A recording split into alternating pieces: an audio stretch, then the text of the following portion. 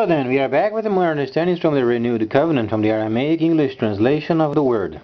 This translation is from then the prophets of old, from the time of Israel, the prophets of Israel, the prophets of Yahweh, indicating the time of the end, where we would then find ourselves at the transitional time from the time of deceit back into the truth.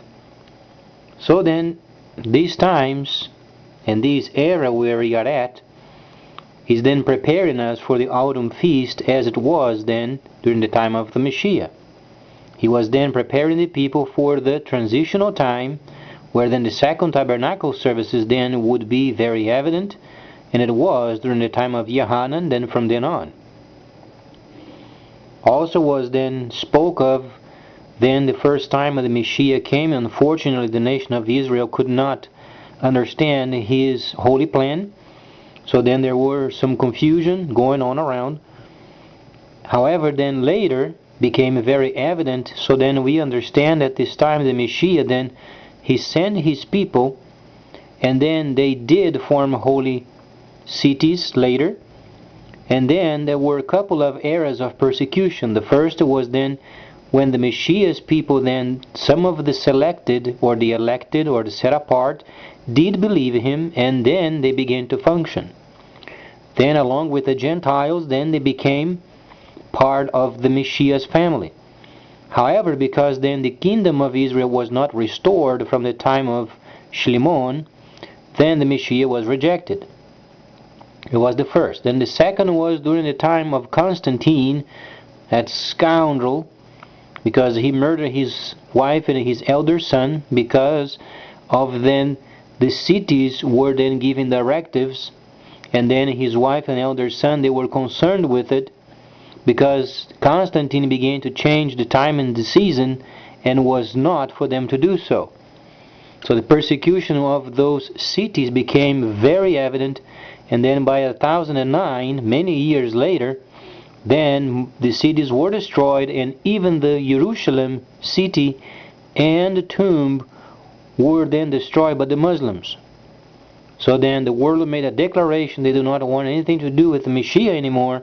So then the facet of Satan the destroyer went to prison.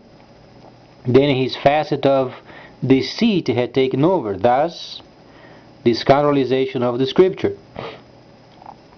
Though we understand churches are not part of the holy plan, but the holy plan requires then the second tabernacle services. So then we are transitioning back to the truth, where then the Torah and the prophets and the writing and the entire scriptural understanding from Yahweh, they do not have any influence upon the life of the Gentiles. During this time, then the Torah and the prophets and the writings, they can't be used against the Gentiles any longer. Those are practices practiced during the time of the deceit.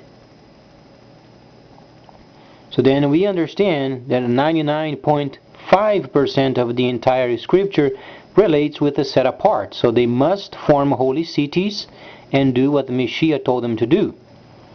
However, the Gentiles, then they understand they are partakers of his divine nature, and they show up at the gates of the holy cities and they receive ministrations. But they are never again compared with the Torah, the prophets, and the writings. They study, but they are not compared with, and they are not forced to do what it states.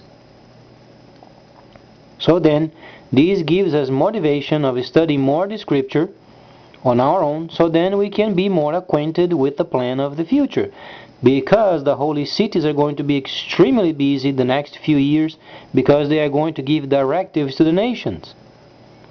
That's a very important job, and then they should concentrate their focuses in learning more the scripture and then being available to give directives to those nations. Then individuals are no longer compared with the scripture. So then a lot of work to do. We understand the Chinese are going to lead the world's market, and then the Gentiles are going to be most of the time busy doing their own trade, and then at some point they visited the holy cities for further administrations. And then they resume their lives. While then the cities are engaged in directing nations. That's why then the Messiah said he would send his people as then directives of kingdoms, while they themselves being priests.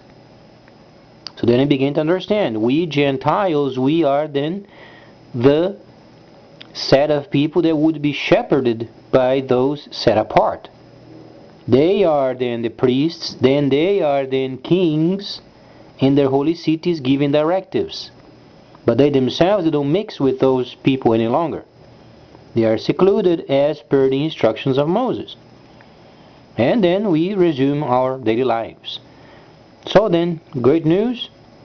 And then the scripture is much easier to understand, always from the Hebraic or Aramaic translation. Please stay tuned, much more coming up.